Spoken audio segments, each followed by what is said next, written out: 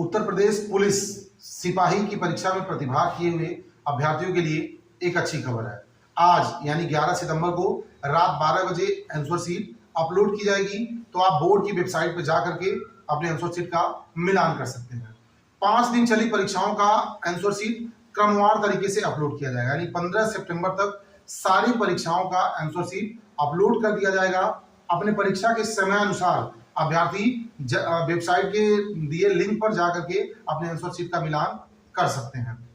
किसी भी परीक्षार्थी को अगर किसी सवाल से या किसी सवाल के आंसर से कोई भी तरह की आपत्ति है, तो आप वेबसाइट के द्वारा दिए गए लिंक पे जाकर के लॉगिन करके आप आपत्ति दाखिल कर सकते हैं।